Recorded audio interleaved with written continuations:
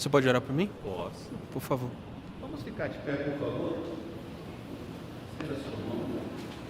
Vamos orar pela vida do pastor.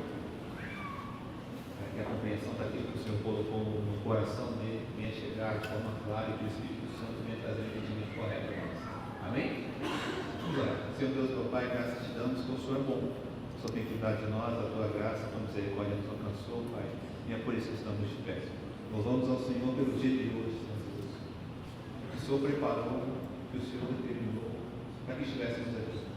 Cada pessoa, cada homem, cada mulher, cada criança, Senhor Deus, está aqui por desejo do Senhor. Senhor Deus, clamamos que a tua palavra, Senhor Deus, venha chegar de encontro aos nossos corações. Amém. Que ela venha nos transformar, Senhor Deus. Que ela venha para produzir o fruto no tempo correto. Que o teu Espírito Santo, Pai, venha trazer entendimento. Que o teu Espírito Santo venha confrontar as nossas orações e os nossos pensamentos. E que por intermédio, Pai, de obra da tua obra, possamos, Senhor Deus, nos arrepender dos nossos caminhos. Amém. Usa o teu filho, Pai, que nos permita, Pai, aprender mais de ti no dia de hoje. É o que eu te peço em nome do Senhor Jesus Cristo. Amém. Amém. Obrigado, Andrei.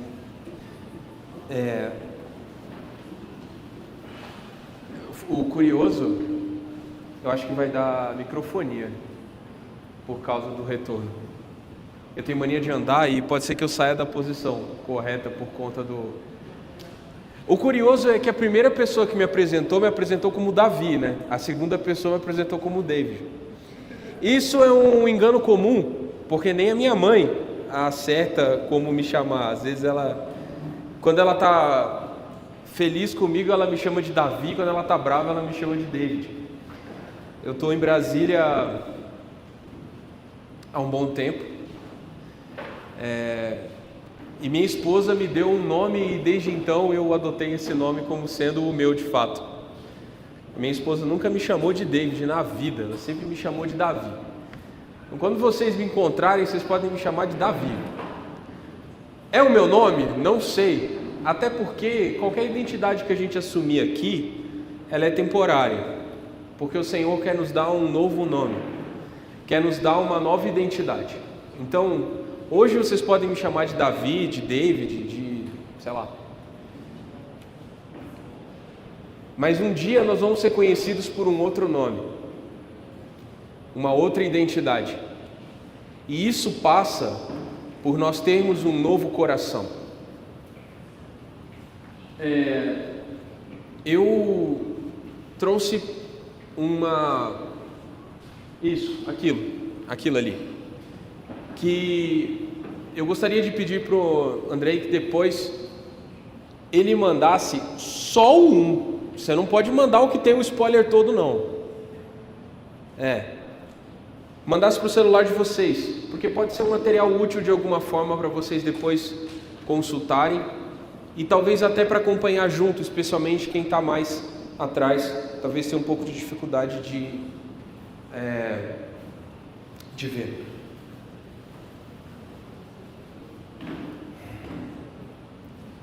É curioso que vocês estão todos com a camiseta, né? A maior parte de vocês é a camiseta, né? Tem um coraçãozinho. E não é o coração fofinho do desenho aquele ali, mas é o coração anatômico, sabe? O órgão da gente, que a gente tem aqui dentro. Ele não é muito bonito, mas ele é muito útil. E ele vai funcionar a nossa vida toda. E se ele parar por algum motivo, nós paramos de existir, não é verdade? Pode parar muita coisa em você, e você vai continuar vivo. Mas se o seu coração parar, você morre. E é engraçado que a Bíblia tenha dado para nós, tenha dado o nome de coração para algo que a gente tem dentro de nós, que não é esse órgão. Então, quando a gente fala de norteando o coração, a gente não está falando do nosso cardio aqui, desse pedacinho de músculo que a gente tem aqui. A gente está falando de algo que é espiritual.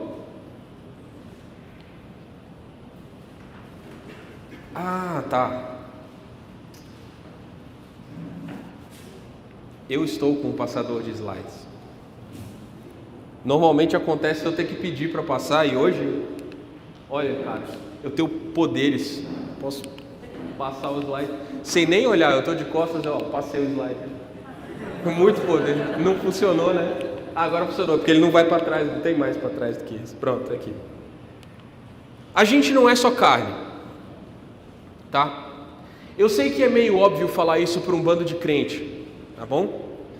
Mas considere o seguinte: na sua escola, alguma vez você ouviu alguma coisa a respeito do seu coração espiritual? Não, né? Algum youtuber, sei lá, fala sobre coração? Algum influenciador chegou e falou assim: você precisa tratar com o seu coração, você precisa aprender a colocar o seu coração na presença de Deus. Deixa eu perguntar, está muito alto o som para vocês? É que ele está realimentando para mim, ele está dando microfonia para mim. Aí vocês pode abaixar, eu falo mais alto. Eu poderia falar sem microfone, inclusive, vocês iam conseguir ouvir. Então, a gente não é só carne, tá? A maior parte da nossa vida a gente gasta vivendo na terra. Quantas horas por dia vocês estudam? Quem está na escola ainda? Eu queria saber. Quem está aqui, escola ou faculdade? Só escola primeiro, só escola, vai. Escola, até ensino médio. Vocês são guerreiros. Quem está na faculdade? Faculdade, bastante gente. Quem já terminou e está trabalhando? Certo. Quem faz 6 horas de jornada de trabalho ou de escola por dia? 6 horas. Não, até 6. Até 6. Quem faz mais de 6 horas de jornada de trabalho? Quem faz mais de 8 horas de jornada de trabalho?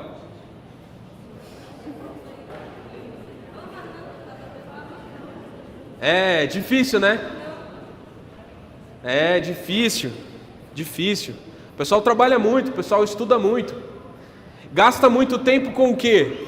Com aquilo que a Bíblia chama com as coisas da terra, não é? Você está tentando fazer o quê? Trabalhando mais de 8 horas por dia? Me responde. Quem trabalha mais de 8 horas por dia está tentando fazer o quê? Ficar rico, não é? Tem um cara por aí que fala assim, que nenhuma pobreza resiste a mais de 8 horas de trabalho por dia. Não é verdade.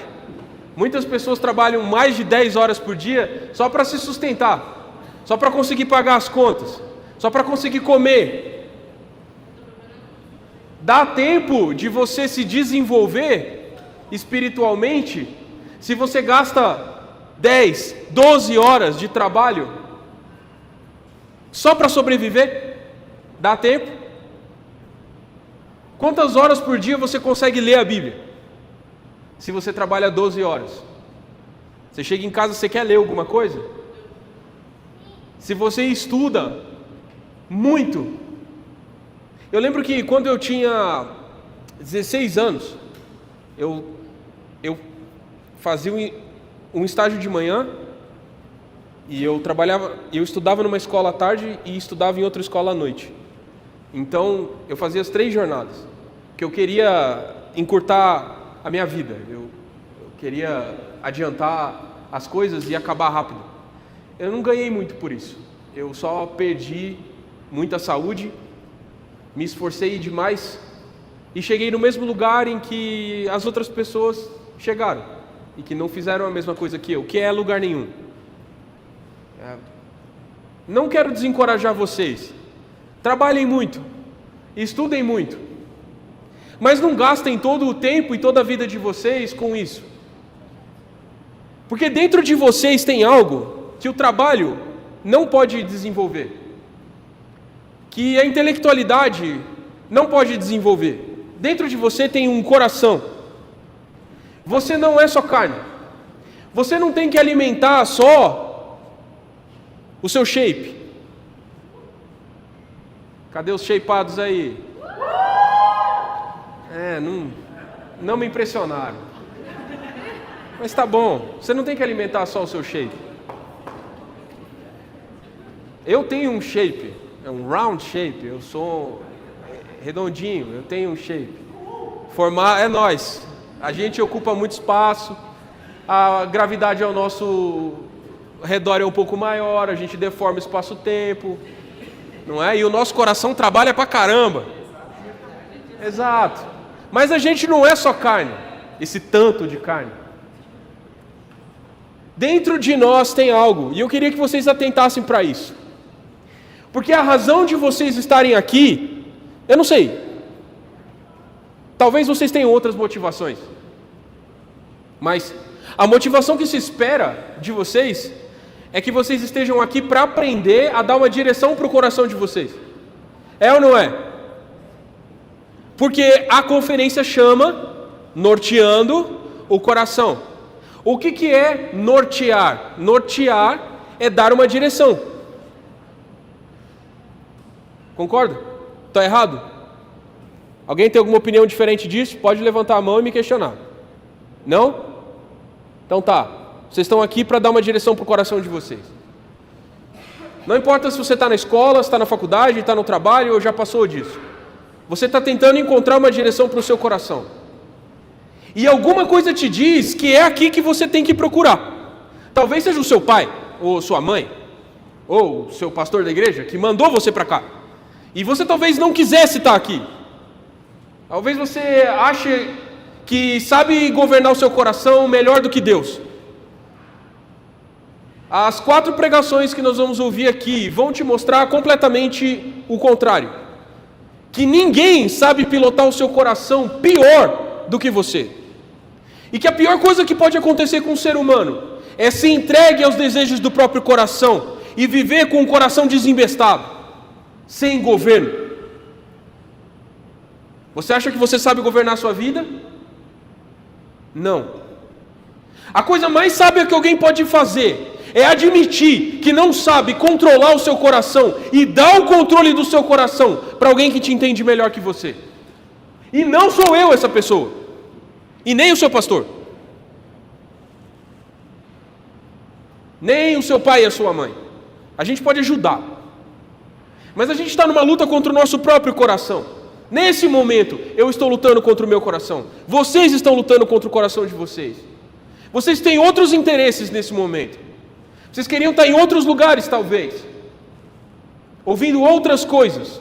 Mas Deus governou as circunstâncias para colocar você aí nessa cadeira. Para você ouvir uma coisa. Acorda, você tem um coração.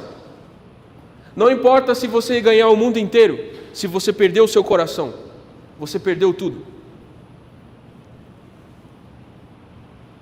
Se você tem dúvidas a respeito disso, de como você é, uma das perguntas mais difíceis de responder é: quem é você? Não é? Quem é você? Aí você vai dizer assim: eu sou Davi Mesquita, nascido em Campinas, dia 11/11/1986. Não, nada disso me define. Isso é a minha história segundo a carne, mas a minha identidade verdadeira, os meus interesses, aquilo que eu efetivamente quero manifestar ao mundo, talvez não tenha nada a ver com minha data de nascimento e nem o meu RG. A gente tem que ser mais do que isso. A gente tem que ser mais do que essa carne. Meu Deus, quantas paixões, quantas vontades, quantos sonhos, e a gente é só a carne. E aqueles que estão diante da morte, quando olham para trás, será que o que eles queriam era ter trabalhado 12 horas por dia? Enriquecido? Será que o que eles queriam era ser famosos na internet? Ou será que era 1 minuto a mais de coração batendo?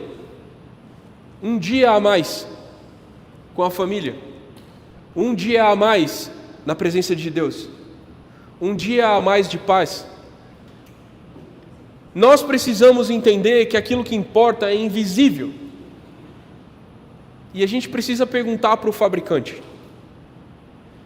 Sabe, quando eu tenho dúvida a respeito de alguma coisa, eu pergunto para quem fez. O problema é que muita coisa que eu uso foi feita na China, Lucas. E eu não entendo chinês. Mas quem me fez, me deu um manual muito claro de como ele me fez e por que me fez. E chama Bíblia. É isso aqui que vocês têm aí com vocês. eu queria perguntar, quem trouxe a Bíblia? Quem tem ela aí? Tem? Eu vou ler alguns versículos com vocês. E eu queria já anunciar uma coisa. As mensagens que a gente vai ouvir aqui, elas constituem uma progressão. Fala comigo, progressão. Então quer dizer que ela vai da 1 para 2, da 2 para 3, da 3 para 4. E se você perder a 1, a 2 faz menos sentido. E se você não prestar atenção na 2, a 3 faz menos sentido e a 4 menos ainda. Tá bom? Então a gente vai fazer uma progressão. Eu peço desculpas para vocês se em algum momento eu parecer chato ou técnico. É que pelo menos nessa primeira mensagem eu quero dar para vocês uma base, um fundamento de o que é o coração, para a gente conseguir construir em cima.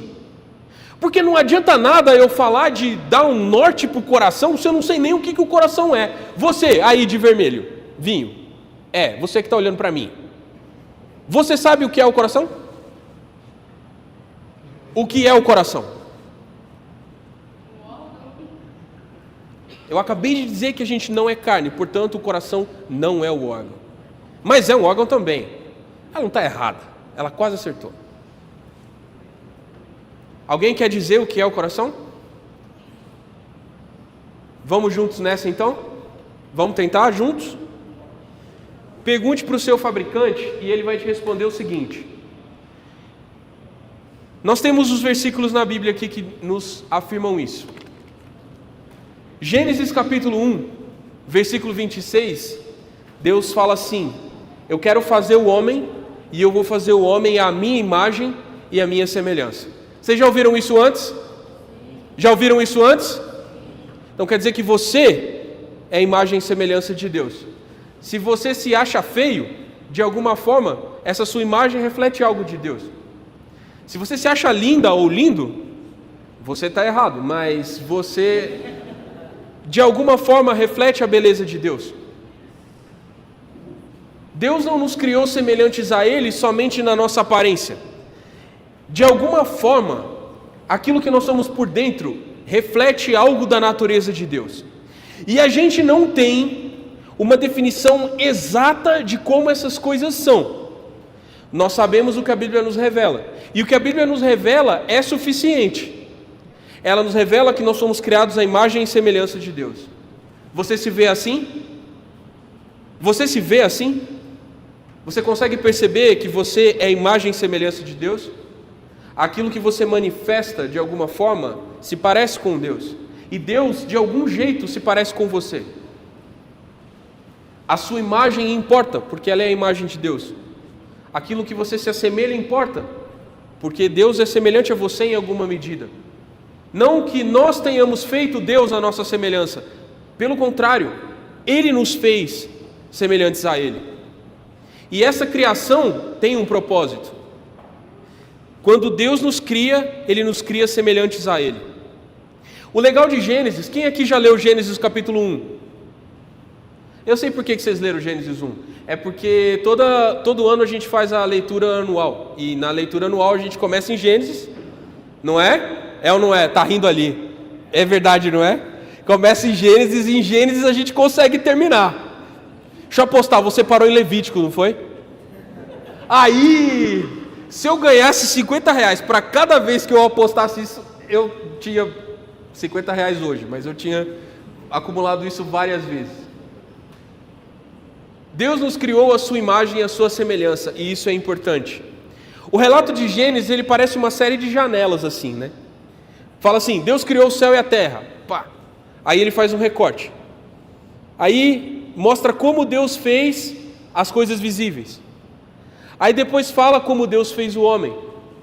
Gênesis capítulo 2. Eu estou lendo na NVT por insistência do Andrei. Eu não queria ler nessa versão, tá? Vou explicar depois por quê. Eu demoro muito para achar as coisas na minha NVT. Gênesis capítulo 2. Quem está com a Bíblia pode abrir. É Gênesis 2, versículo 7. Fala assim: então o Senhor Deus formou o homem do pó da terra, soprou o fôlego da vida em suas narinas, e o homem se tornou ser vivo. aqui tem um processo descrito de como você e eu somos feitos. Deus formou do pó da terra, do barro da terra, um ser. Com a substância da terra, Ele fez um ser. Vamos chamar aqui de um boneco de barro. Ele fez um boneco, uma boneca de barro. Ele fez uma forma. Essa palavra formou, ela é bem traduzida na NVT, porque é diferente de criou, não é? Criar é diferente de formar. Deus cria as coisas do nada no capítulo 1. No capítulo 2, quando Ele faz o homem, Ele formou o homem, porque a terra já existia. E quando Deus faz o formato do homem, Ele nos faz muito semelhante a todas as outras matérias que já existiam. É por isso que você não é muito diferente de um outro animal, e que talvez você compartilhe boa parte das características biológicas de muitos seres vivos. Você não é muito diferente de, sei lá, um coral do oceano. X% do seu DNA é igual a uma estrela do mar, de um orangotango, de uma baleia, de uma girafa. São animais bem diferentes, mas são feitos das mesmas matérias, não é? Biologicamente isso está correto, não está? Quem aqui estuda biologia? Quem aqui tem biologia na escola? Não é verdade isso? Biologicamente nós não somos muito diferentes das outras coisas. A gente é até inferior. Pega o gorila. O gorila é um bicho gigante, mano, rasgadão, shapeado, com as costas prateadas e com polegares opositores. E cara, o gorila, ninguém peita o gorila.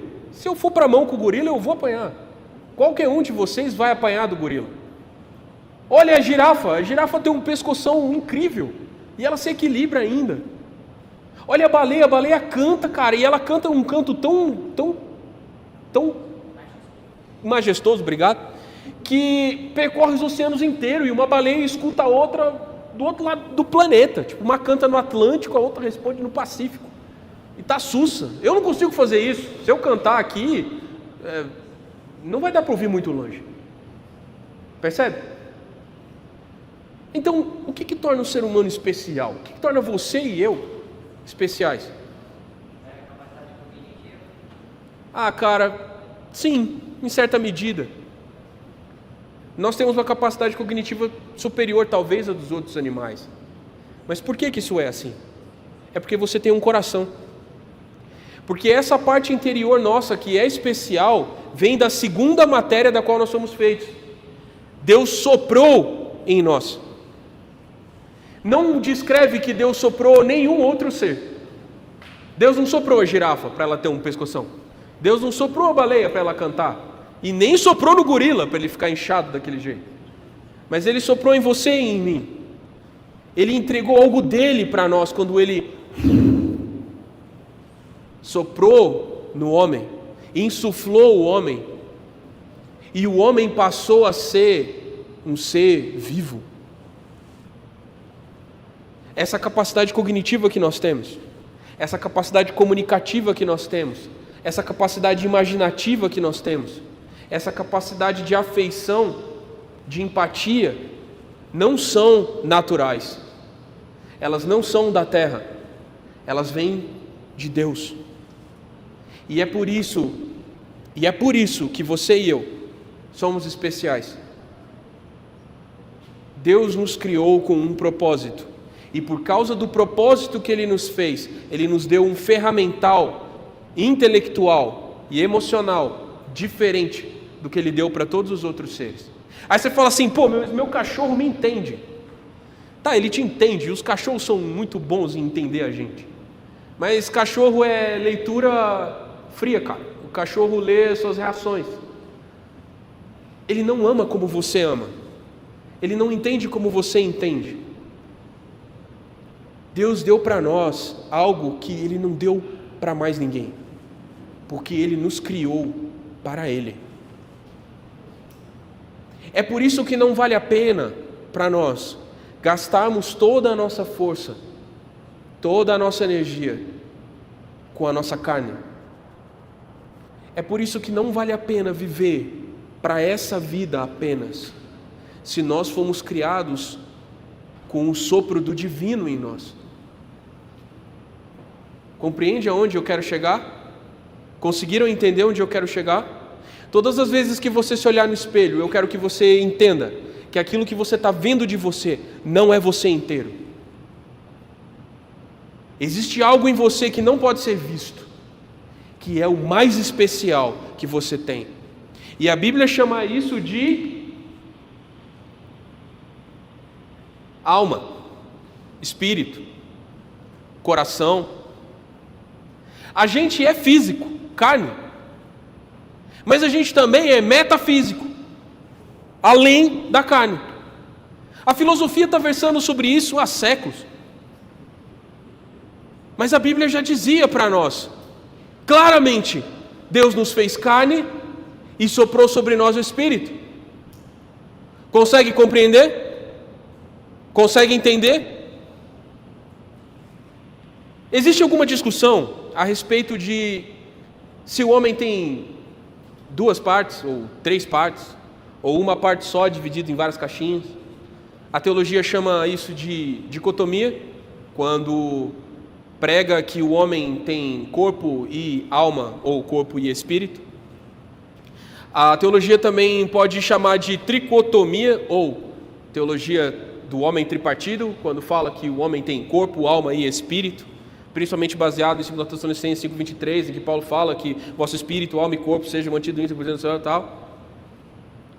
Na maior parte dos textos, a Bíblia apresenta a gente como tendo 2 partes apenas. Uma parte física, uma parte material, e uma parte imaterial, que é um bolorô de coisa que a gente não enxerga. Sinceramente, não faz muita diferença discutir quantas partes tem um homem, porque a gente vai tratar mais de efeitos do que de causas aqui. O objetivo nosso é aprender a nortear o coração, porque clareza absoluta a respeito disso a gente não consegue ter. E irmãos diferentes, igualmente sábios, chegam a diferentes conclusões a esse respeito. E muitas coisas na Bíblia são assim. A gente não consegue cravar.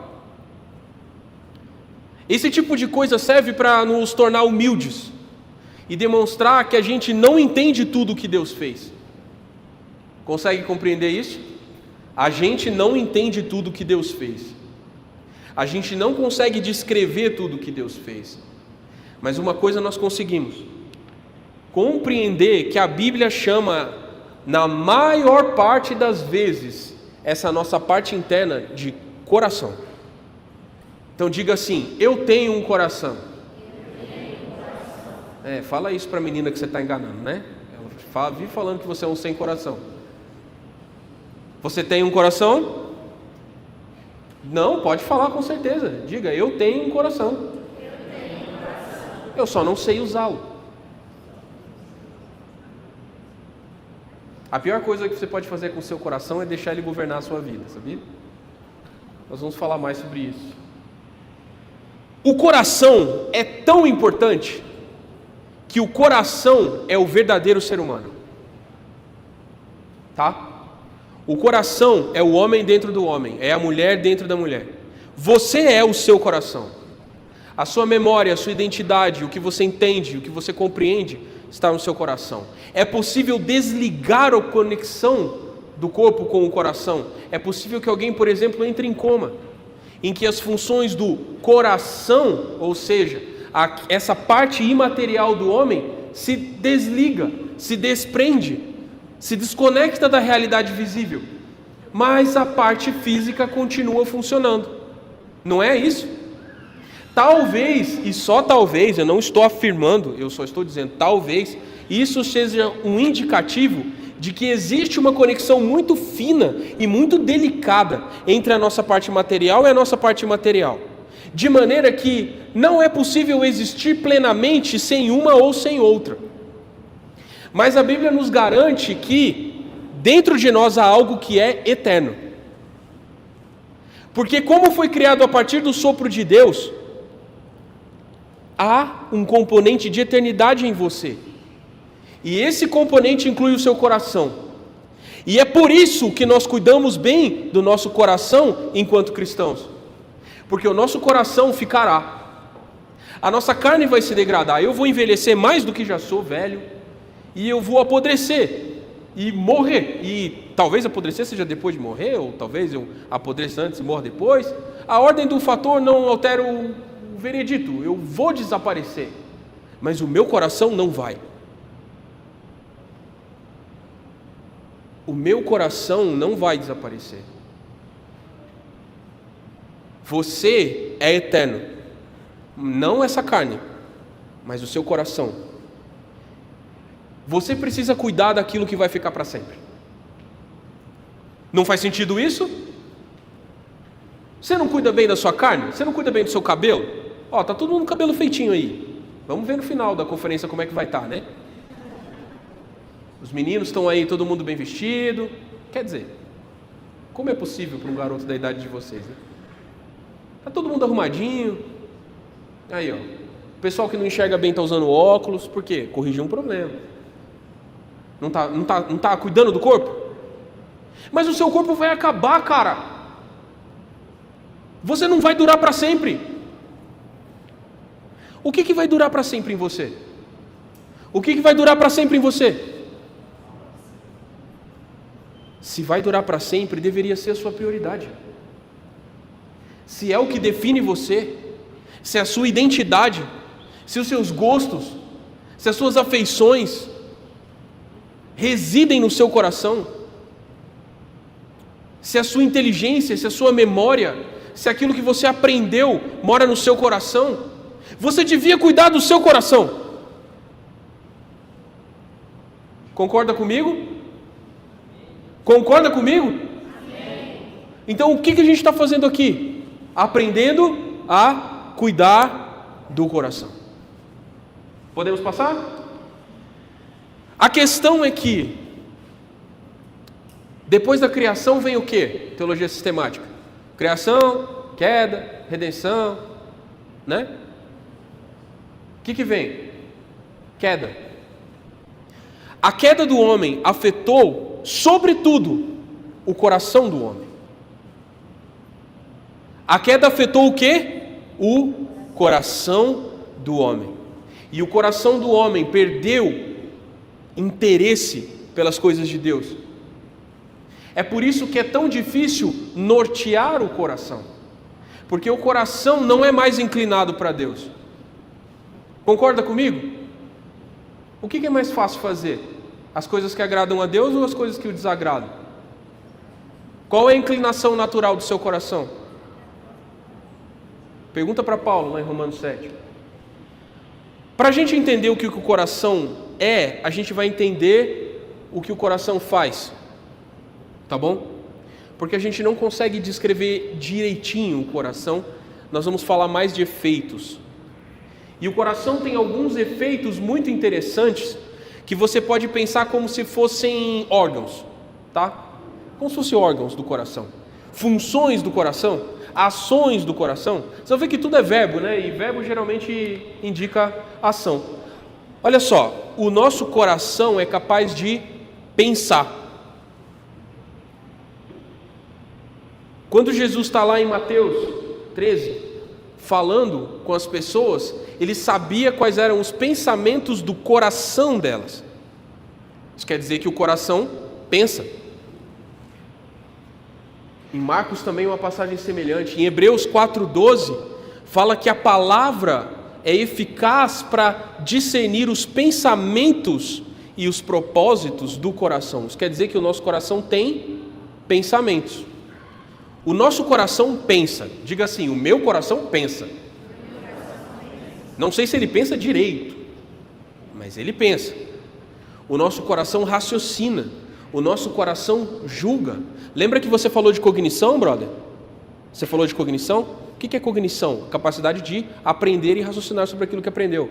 Uma das definições de cognição é isso. Então a nossa cognição, nosso raciocínio, está no coração. Biologicamente é assim? Não. A Bíblia descreve assim.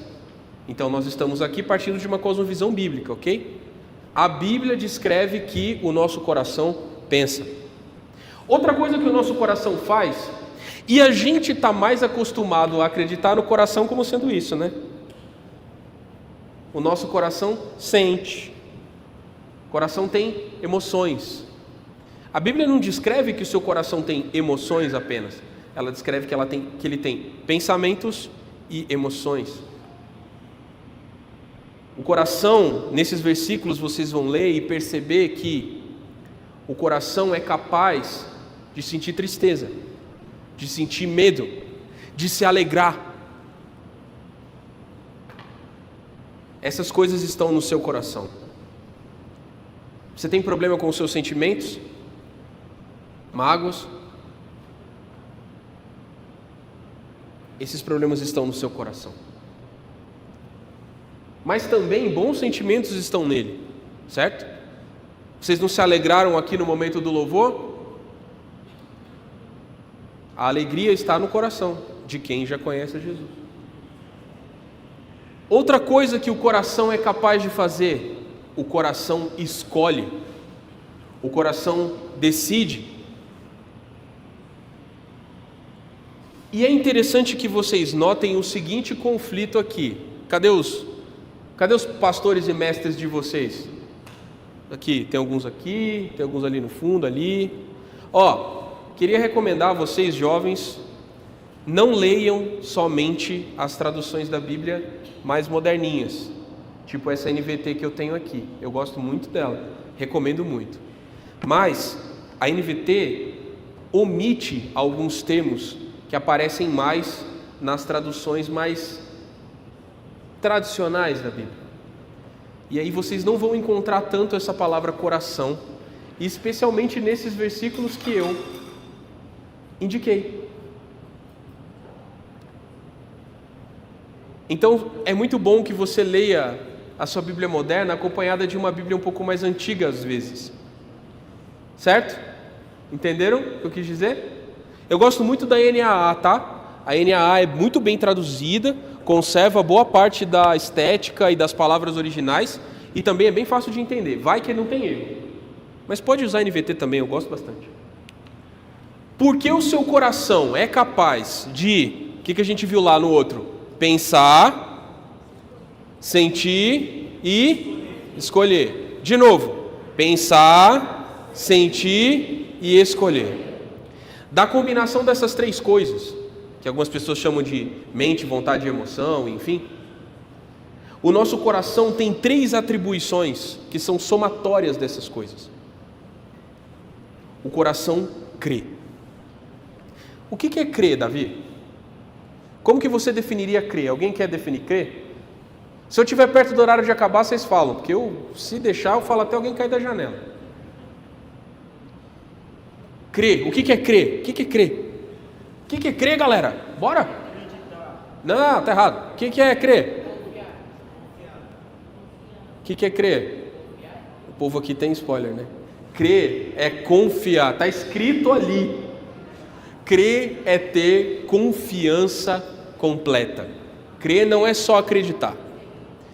Crer é acreditar em outro. É confiar completamente em outro. Crer é fundamental para a salvação. Vocês sabiam disso? Por quê? Porque você confia completamente que é Jesus quem te salva e não você. É assim que você é salvo. Quando você abre mão de tentar salvar a si mesmo e confia que é Jesus que te salva, aí você experimenta a verdadeira salvação. Isso é crer. Com o que a gente crê? Com o Romanos 10. Quem confessa com a boca e crê com o coração é salvo. Vocês já receberam Jesus? Já foram batizados? Vocês creram com o quê? Com o coração. O coração é importante ou não é? Se você não tivesse um coração, você não poderia receber a salvação. E se o seu coração não fosse saudável naquela hora, você não creria em Jesus. Amar. O coração foi criado para amar. E amar talvez seja a atribuição mais importante do coração. Porque aquilo que você ama arrasta você. Por exemplo, o Felipe ama guitarra e a gente conseguiu perceber isso. Ele toca guitarra muito animado e eu também sou guitarrista. Eu sei o que ele está passando, dá um quentinho no peito. Você se sente com 3 metros de altura e como se cada grama de gordura no seu corpo virasse músculo. Você é gigante com uma guitarra na mão. Guitarra é paixão, acende o coração. A guitarra me arrasta. E a guitarra arrasta o Felipe também. A gente viu ela arrastando ele de um lado para o outro. Faz a gente comprar muita coisa e gastar dinheiro que a gente não tem às vezes. Porque é a nossa paixão. Quando a gente está apaixonado por alguém, a gente faz coisas estúpidas por causa disso, né? Geralmente faz coisas estúpidas. Algumas vezes a gente faz coisas estúpidas que dão certo e a gente se casa, que foi o meu caso. Eu fiz coisas estúpidas porque estava apaixonado e me casei, porque Deus usou essa paixão para direcionar meu coração para o lugar certo. Mas às vezes, porque a gente está apaixonado, a gente faz coisas estúpidas que terminam de maneira mais estúpida ainda e a gente só se machuca. A paixão, esse amor do coração, arrasta a gente aonde quer. Agora, deixa eu perguntar uma coisa para vocês, que é para deixar vocês curiosos. Você consegue controlar se apaixonar ou não? Não, seja honesto comigo. Francamente, vou desligar o meu apaixonômetro jamais, blindado, fechado para o amor. Vou passar 3 anos aqui em balanço. Dá para fazer isso? Mas é porque faltou oportunidade, né? Pode ser que as pessoas estejam escolhendo manter você nessa posição também. Considere isso. Agora me diz, dá para escolher? Já se apaixonou por alguém que você não queria se apaixonar? Sofreu por isso? O engraçado é você com esse tamanho todo falando que sim. Mas toma muito feijão ainda para comer. Quais as consequências de deixar a paixão do coração te governar?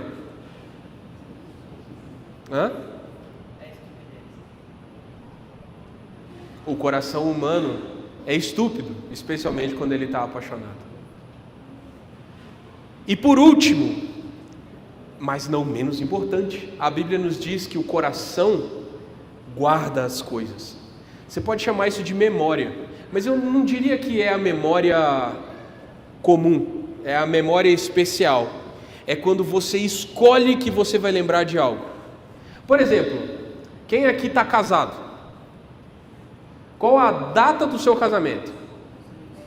Vocês não esqueçam, pelo amor de Deus, dá um BO inacreditável. Então escolham guardar a data do casamento.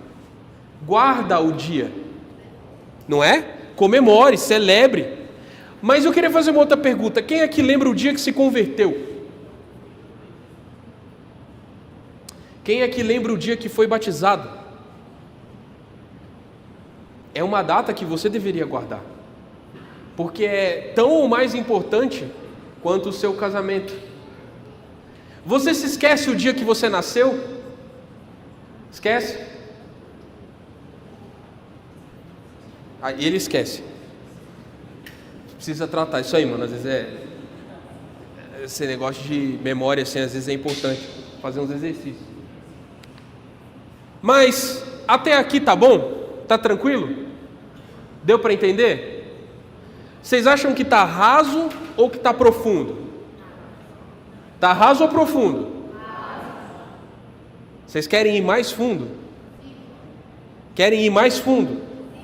Quem quer ir mais fundo, fala eu quero. Então agora apertem os cintos, mano. Que o Kansas vai sumir do mapa. Quem assistiu Matrix sabe do que eu estou falando. Quem assistiu o Mágico de Oz sabe do que eu estou falando. Certo? Eu queria contar algo para vocês que é especial para mim, que eu gostaria que fosse especial para vocês também. Eu entendi uma coisa muito legal. Eu entendi esse desenho aqui. Vamos juntos. Baby steps. Passo a passo. Deus é eterno, não é? Deus é o quê? Deus pode morrer? Deus foi criado? Onde que Ele mora? A Bíblia nos fala que Ele habita a eternidade. A eternidade é o lugar de habitação de Deus. Ele mesmo é eterno, Ele habita a eternidade. Onde você mora? Onde você mora? Você mora no tempo. Concorda comigo? Porque você nasceu, não nasceu? E você vai morrer, não vai? Mas você já parou para pensar que o Deus eterno quer morar no coração mortal? Esse lugar aqui, onde a eternidade encontra o tempo, é o seu coração. O coração é a interface, é a conexão entre as coisas eternas e as coisas passageiras. O nosso coração pensa, sente e escolhe aquilo que é passageiro, mas ele ama, guarda e crê em coisas eternas. O seu coração é muito especial, porque ele é capaz de entender a eternidade. Você não consegue imaginar a eternidade? Você não consegue falar com um Deus eterno? Consegue ou não consegue? O que você está fazendo todas as vezes que você fala Senhor nosso Deus e nosso Pai? E o que você fala em nome de Jesus? Você está fazendo o quê? O quê? Falando com um ser eterno. Usando o quê? O seu coração. O seu coração crê em um Deus que não passa, mas Ele mesmo sabe que vai morrer. Nós fomos criados para sermos eternos. O nosso coração, vocês não estão entendendo o que eu estou falando? O nosso coração, ele é esse ponto em que a eternidade toca a terra. As coisas eternas, as realidades invisíveis, tocam a terra por meio do coração do homem. A fé da salvação é eterna ou é passageira? Respondam para mim, ela é eterna ou é passageira? Por que ela é eterna?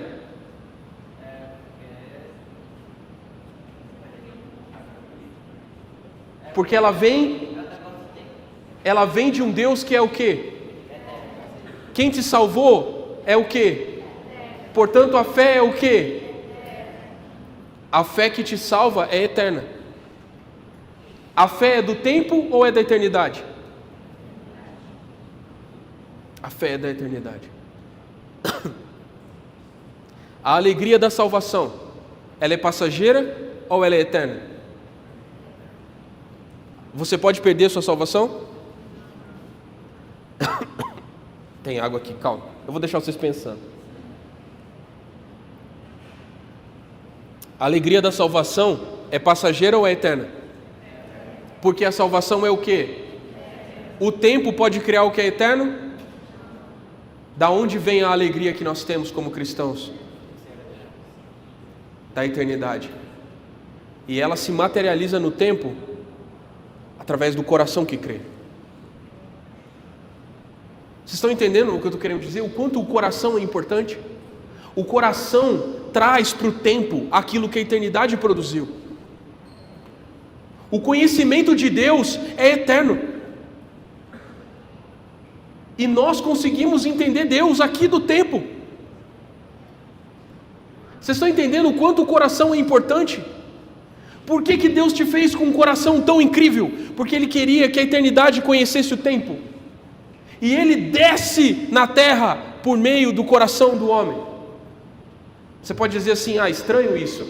Mas quando você ora por alguém, Deus abençoa aquela pessoa. Essa bênção não vem do tempo, essa bênção vem da eternidade.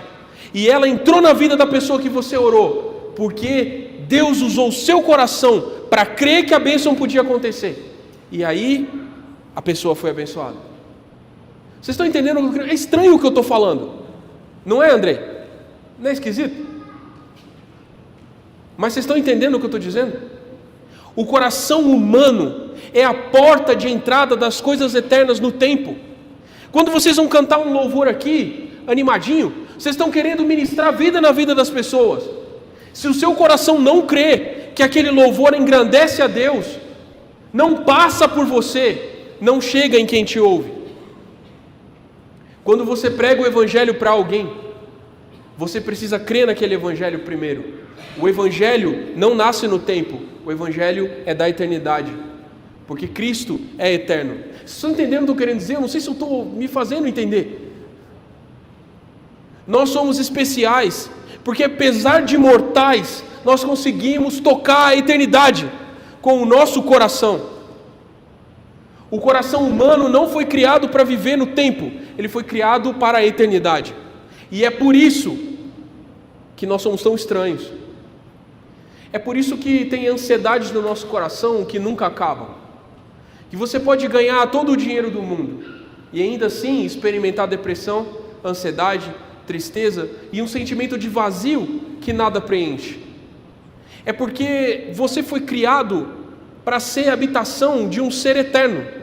Então não adianta jogar nada lá dentro, não preenche o vazio. Compreende o que eu estou falando?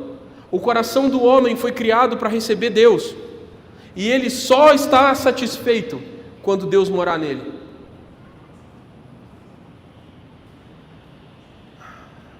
Eclesiastes capítulo 3, versículo 11, na NVT, fala assim: Deus fez tudo formoso no seu devido tempo e colocou um senso de eternidade no coração do homem, mesmo que o homem não consiga entender o que Deus fez do princípio até o final.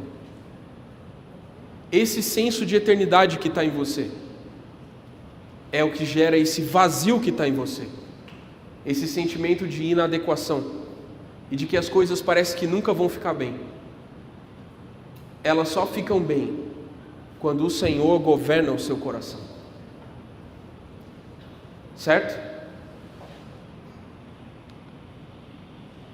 Talvez a coisa mais importante do seu coração seja o amor. Ele ama. E o amor é essa porta que arrasta o seu coração na direção das coisas. Você está vendo isso aqui? É isso aqui, ó. Isso aqui, ó. É isso.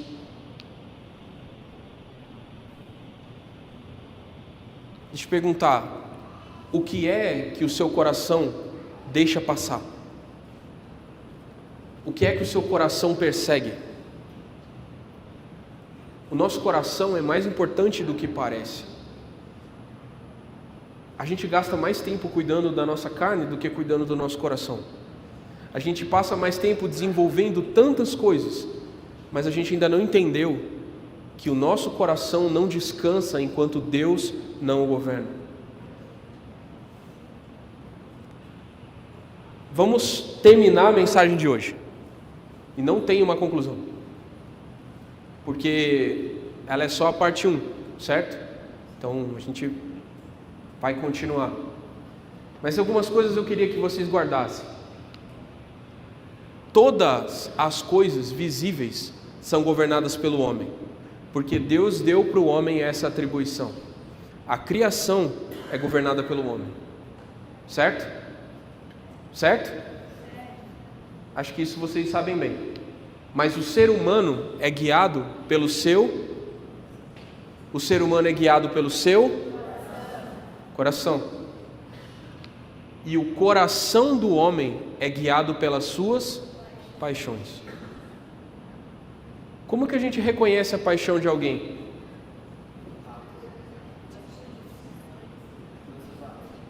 Ações, o que mais? Vou dar um indicativo que talvez vocês não estejam pensando. Aquilo com que você gasta mais tempo. Qual é a sua paixão? Aquilo que você gasta mais tempo. Não o tempo assim, tempo aquele tempo bobo e desatento. Não, tempo de atenção, tempo focado. O que é que você gasta mais tempo? Focado. Isso revela a paixão do seu coração. A Bíblia diz uma coisa interessante a respeito de Deus. A Bíblia diz que, de alguma forma, o fato de nós termos um coração reflete que Deus tem algo que a gente poderia chamar de coração também. Vocês sabiam disso?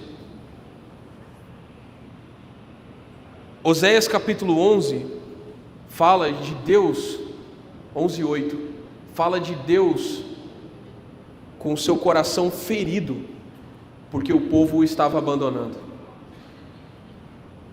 Curioso isso, né? Deus com um coração ferido. Atos capítulo 13 é aquele versículo famoso que a gente repete tanto. Achei Davi, homem segundo o meu coração, que fará toda a minha vontade. O fato de que você tem um coração, e de que ele é assim tão especial, reflete de alguma forma o fato de Deus também ter pensamentos, sentimentos, vontades. Deus nos criou como espelhos dele. Sabe para que você tem pensamentos? Sabe para que você tem pensamentos? Para caber os pensamentos de Deus.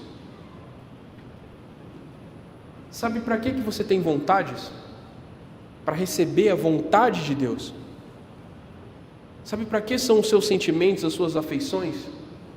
Para que os sentimentos de Deus sejam derramados no seu coração. E você passe a pensar de uma forma que agrada a Deus, trazendo para a terra o pensamento de Deus, trazendo para a terra a vontade de Deus. É para isso que nós fomos criados assim. Quais são os seus pensamentos? Seus pensamentos são os pensamentos de Deus? Se eu pudesse imprimir o que está na sua cabeça agora, seria Deus? Eu veria graça? Veria justiça? Veria coisas louváveis? Ou eu veria pecado? Se eu pudesse agora tirar uma foto das suas emoções, eu veria as mesmas emoções que estão no coração de Deus? Se eu pudesse desenhar a sua vontade, retratar a sua vontade num desenho, as suas vontades, os seus desejos, seriam os desejos de Deus? Se você disse não para essas perguntas que eu fiz, é sinal de que você precisa nortear o seu coração, certo? E eu vou dar uma razão para isso, e uma razão ousada. Você pode viver a vida inteira longe de Deus e morrer feliz, mas não completamente feliz. Morrer satisfeito, mas não completamente satisfeito. Só há uma forma de experimentar uma vida completa: é deixando Deus morar em você, o coração de Deus dentro do seu coração. Que Deus possa falar isso de você, cara. Eu achei... Qual é o seu nome? Você? Vitor. Eu achei o Vitor, e os meus pensamentos cabem dentro dos pensamentos dele. Ó, como é o seu nome? Ludmara. As minhas emoções, aquilo que eu amo, dentro do coração da Ludmara. E o seu nome, brother? A minha vontade no Samuel. O povo de Deus é isso. É um povo que entende que o coração da gente foi criado para espelhar o coração de Deus. Pensamentos como os dele, vontades como as dele, emoções como as dele. E se nós estamos insatisfeitos, é porque é impossível para um ser humano criado à imagem e semelhança de Deus encontrar satisfação em qualquer outra coisa que não seja o modelo primordial. É impossível. É impossível. Você vai tentar a vida inteira e vai quebrar a sua cara a vida inteira, enquanto você não se entregar completamente para Jesus. Para pensar o que Ele pensa, querer o que Ele quer e amar o que Ele ama, você vai se decepcionar. Você vai se sentir incompleto, insatisfeito. Você vai ter fome de coisa que o dinheiro não compra.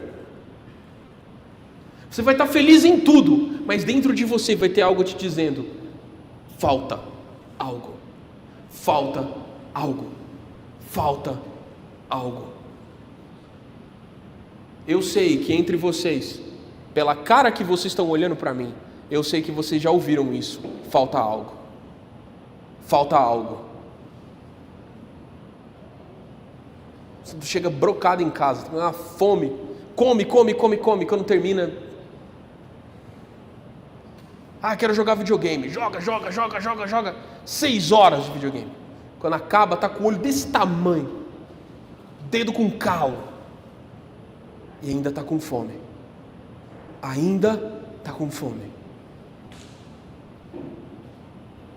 É assim ou não é?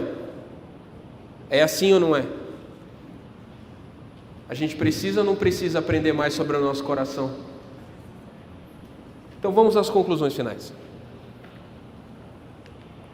Você é carne, é ou não é? Mas também é.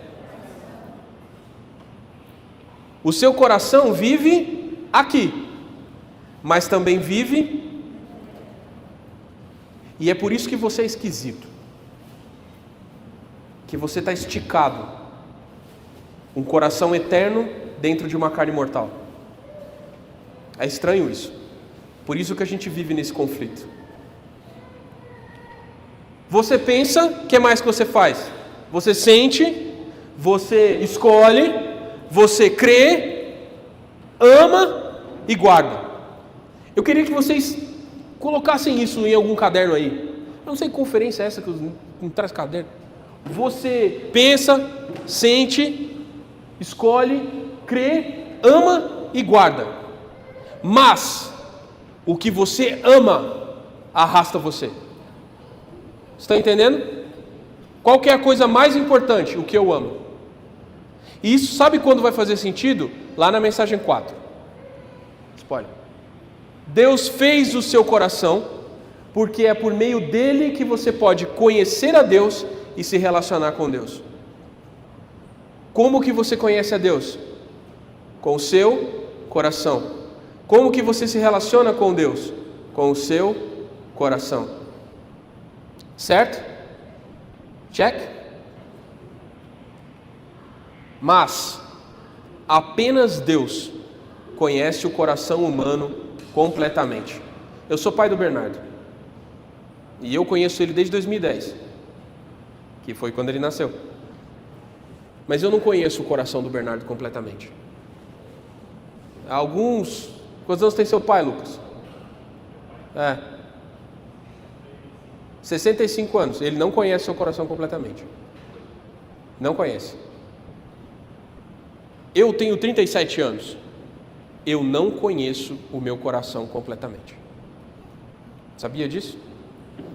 Só Deus pode sondar e conhecer o nosso coração. E Ele nos revelou muito sobre o nosso coração na Bíblia. Certo? Amanhã de manhã nós vamos falar sobre 2 figuras que a Bíblia usa para desenhar o nosso coração e nos explicar como ele funciona. Tá certo? Então, amanhã a gente continua. Amém?